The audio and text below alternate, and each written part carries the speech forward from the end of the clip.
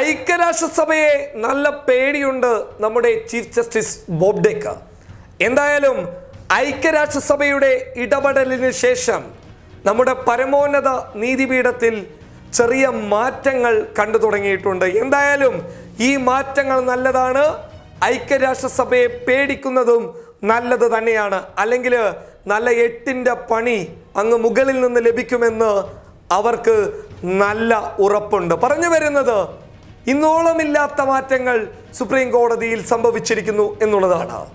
എപ്പോഴും കേന്ദ്ര സർക്കാരിൻ്റെ അഭിഭാഷകനായിട്ടുള്ള സോളിസിറ്റർ ജനറൽ തുഷാർ മേത്ത എന്താണോ പറയുന്നത് അത് കേൾക്കുന്ന ചീഫ് ജസ്റ്റിസ് ബോബ്ഡെ പതിവിൽ നിന്ന് വിപരീതമായിട്ട് താങ്കൾ പറയുന്നത് കേൾക്കാൻ സൗകര്യമില്ല എന്ന് പറയുന്ന ഒരവസ്ഥയിലേക്ക് സുപ്രീം കോടതിയുടെ ചീഫ് ജസ്റ്റിസ് എത്തിയിട്ടുണ്ടെങ്കിൽ അതിൻ്റെ കാരണം എന്ന് പറയുന്നത് ഐക്യരാഷ്ട്രസഭയുടെ അപൂർവങ്ങളിൽ അപൂർവമായ നീക്കമെന്ന് വിശേഷിപ്പിക്കപ്പെടേണ്ട പൗരത്വ ഭേദഗതി നിയമത്തിനെതിരെ ഹർജി സമർപ്പിക്കാനുള്ള നീക്കം തന്നെയാണ്. അതായത് ഐക്യരാഷ്ട്രസഭയുടെ മനുഷ്യാവകാശ കമ്മീഷന്റെ തലപ്പത്തിരിക്കുന്ന മിഷേൽ ബാച്ച്ലൈറ്റിന്റെ നിർണായക തീരുമാനമായിരുന്നു പൗരത്വ ഭേദഗതി നിയമത്തിനെതിരെ ഇന്ത്യ രാജ്യത്തെ പരമോന്നത നീതിപീഠത്തിൽ ഐക്യരാഷ്ട്രസഭ തന്നെ നേരിട്ട് ഒരു ഹർജി സമർപ്പിക്കണം എന്നുള്ളത്. എന്തായാലും ഐക്യരാഷ്ട്രസഭയുടെ ഇടപെടലിൽ വലിയ ഒരു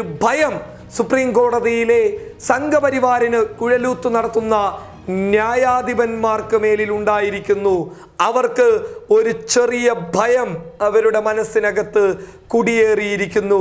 ഇനിയും ജനാധിപത്യ വിരുദ്ധമായ മനുഷ്യാവകാശ ലംഘനമായിട്ടുള്ള കാര്യങ്ങൾ സുപ്രീം കോടതിയിൽ നിന്നുണ്ടായിക്കഴിഞ്ഞാൽ അന്താരാഷ്ട്ര കോടതിയിൽ വിചാരണ നേരിടേണ്ടി വരും എന്നുള്ള ഒരു വലിയ ഭയം സുപ്രീം കോടതിയെ വേട്ടയാടിയത് കൊണ്ട് തന്നെ ചെറിയ ചെറിയ മാറ്റങ്ങൾ ഇനി നമ്മുടെ പരമോന്നത നീതിപീഠത്തിൽ നിന്ന് നമുക്ക് പ്രതീക്ഷിക്കാം. കാരണം ഐക്യരാഷ്ട്രസഭയുടെ ഇടപെടൽ എന്ന് പറയുമ്പോൾ ഐക്യരാഷ്ട്രസഭയുടെ ജനറൽ സെക്രട്ടറി ആയിട്ടുള്ള അന്റോണിയോ ഗുട്ടറസ് അദ്ദേഹം വളരെ വ്യക്തമായി പൗരത്വ ഭേദഗതി നിയമം ശരിയല്ല എന്ന് പറയുകയും മനുഷ്യാവകാശ കമ്മീഷന്റെ വളരെ വ്യക്തമായ റിപ്പോർട്ട് പഠിക്കുകയും അവരോട് എന്താണ് ഇതിൽ നിന്ന് നിങ്ങൾക്കെടുക്കാനുള്ള തീരുമാനം, ആ തീരുമാനമനുസരിച്ച് മുന്നോട്ട് പോയിക്കോളൂ എന്ന പരമാധികാരം നൽകുകയും ചെയ്തതോടുകൂടിയാണ് ഐക്യരാഷ്ട്രസഭയുടെ മനുഷ്യാവകാശ കമ്മീഷൻ അപൂർവങ്ങളിൽ അപൂർവമായ ഈ തീരുമാനമെടുക്കാൻ രംഗത്ത് വന്നത്. എന്തായാലും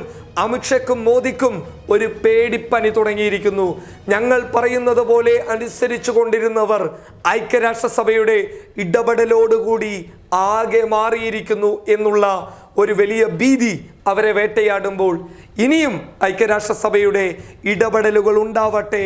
ആ ഹർജി സുപ്രീം കോടതി എന്തു ചെയ്യുമെന്ന് നമുക്ക് കാത്തിരുന്ന് കാണാം. News desk public Kerala.